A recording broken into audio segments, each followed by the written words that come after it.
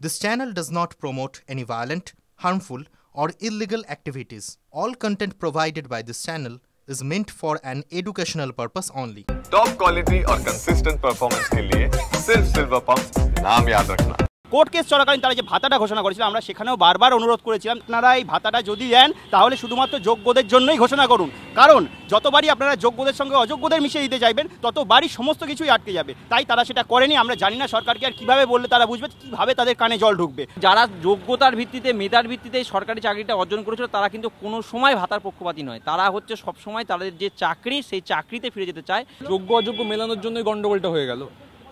তাই তো মনে হচ্ছে, কারণ আমরা তো বারবার চেয়েছিলাম যে যারা যোগ্য ক্যান্ডিডেট রয়েছে তাদেরকেই ভাতাটা কেবলমাত্র দেওয়া হোক, না হলে হাইকোর্টে কেস হলে সেইখানে আমাদের সকলেরই সমস্যা তৈরি হতে পারে। কিন্তু আজকে দেখা গেল যে সেই যোগ্য অযোগ্য মিলিয়ে মিশিয়ে গেল বলেই ভাতাটা স্টে অর্ডার মাননীয় বিচারপতি দিলেন। সাদা খাতা শিক্ষাকর্মীকে কেন আপনি ভাতা দেবেন?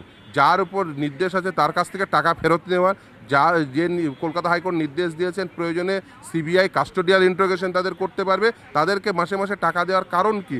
এই টাকা অথচ যারা বঞ্চিত হলো, আমরা কাদের হয়ে অ্যাপিয়ার করছিলাম? বঞ্চিত চাকরি প্রার্থী। আমরা বলছি দিতে হলে 31 লক্ষকে দাও, যে যারা টেন্টেড হিসেবে চিহ্নিত সেগুলোকে বাদ দিয়ে বাদবাকি 31 লক্ষকে ভাতা দাও। যারা সাদা খাতা জমা দিয়ে শিক্ষাকর্মী হিসাবে নিয়োগ পেল, মাইনে পেল, সেই মাইনে ফেরত দিতে হবে, তাদের সিবিআইয়ের কাস্টডিতে যেতে হবে, তাদেরকে টাকা দেওয়া হবে। এটা তো চলতে পারে না। এই পুরো রিট পিটিশনের সাপেক্ষেই হলফনামা দেবে রাজ্য সরকার। 4 সপ্তাহের মধ্যে হলফনামা দেবে, তার প্রত্যুত্তরে আমরা 2 সপ্তাহের মধ্যে হলফনামা দেবো, তারপর ম্যাটারটি শুনানির জন্য আসবে। সুপ্রিম কোর্টের রায়ে 26,000 চাকরি গিয়েছিল, তাতে একদল বলেছিলেন সকলের চাকরি খেতে হবে এবং একদল পৈশাচিক আনন্দ করেছিলেন। মাননীয় মুখ্যমন্ত্রী পাশে দাঁড়িয়েছেন তাদের যাদের জীবনের ওপর যন্ত্রণা নেবে হলো। রিভিউ পিটিশন হচ্ছে, পাশাপাশি সুপ্রিম কোর্টকে সম্মান দিয়ে পরীক্ষার পদ্ধতি হচ্ছে এবং তার পাশাপাশি গ্রুপ সি গ্রুপ ডি যারা আচমকা চাকরি হারিয়ে পরিবারগুলো পথে বসেছিল তাদের আর্থিক সুরক্ষা দিতে অন্তর্বর্তীকালীন একটা ভাতা, একটা রিলিফের ব্যবস্থা করেছিলেন মুখ্যমন্ত্রী। সেটা নিয়েও আপত্তি করা হলো এবং আজ কলকাতা হাইকোর্টের মাননীয় বিচারপতি অমৃতা সিনহা তার উপরেও অন্তর্বর্তী স্থগিতাদেশ জারি করলেন। অর্থাৎ মানবিক মুখ্যমন্ত্রী গ্রুপ সি গ্রুপ ডি যারা সদ্য সুপ্রিম কোর্টের রায়ে চাকরি হারা, তাদের সংসার যাতে চলে সেই কারণে মানবিক দিক থেকে একটা অন্তর্বর্তীকালীন রিলিফ দিচ্ছিলেন। সেটা আটকাতেও কারা কোর্টে গেল, কারা কোর্টে গেছেন, এদের দেখুন, এদের চিহ্নিত করুন। এবং কোর্টকে তো আবার কিছু বলা যাবে না, আমরা তো এমনিতে কোর্টকে শ্রদ্ধা করি, বিচার ব্যবস্থাকে শ্রদ্ধা করি, বিচারপতিদের শ্রদ্ধা করি, কিন্তু দেখুন কারা কোর্টে যায় আর কি অর্ডার নিয়ে বেরোয়।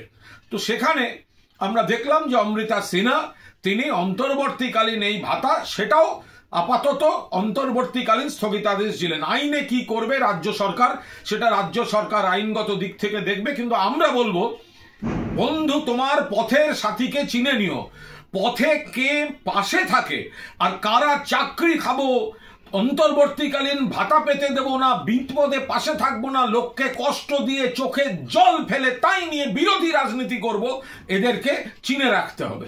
এটা কমপ্লিটলি অর্থনৈতিকভাবে অপরাধ,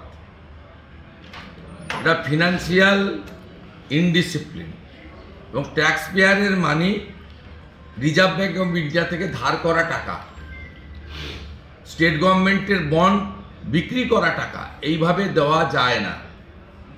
তাই কোর্টের যে সাময়িক অর্ডার ইন্টারিম স্টে, আমি বিরোধী দলনেতা হিসাবে একে ওয়েলকাম করছি। উনি 11 সাল থেকেই এ ধরনের ইলিগেল কাজ করেন, এই প্রথম কোর্ট একটা অঙ্কুশ লাগালো এবং আটকালো। যদি ভাতা দিতেই হয় তাহলে 2016 সালে গ্রুপ সি ডিতে যতজন অ্যাডমিট কার্ড পেয়েছিল প্রত্যেকের ভাতা দেওয়া উচিত। স্বাগত না জানানোর বিষয় নয়, এখানে একদিকে সহানুভূতি মানবিকতার প্রশ্ন আছে, আরেকদিকে এই রাজ্যের সরকার দুর্নীতিকে যেভাবে উৎসাহিত করেছে সেই জায়গায় দাঁড়িয়ে এই ধরনের রায় রাজ্যের সরকারের গালে আরেকটি চপটাঘাত বলেই আমি মনে করি।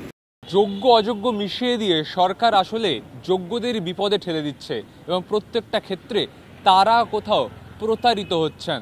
যোগ্য হওয়া সত্ত্বেও বেতন মিলছে না, মিলবে না ভাতাও। সংসার চলবে কি করে, এই প্রশ্ন থেকেই যাচ্ছে। ক্যামেরায় কল্যাণের সঙ্গে সুমন, TV9 বাংলা, কলকাতা।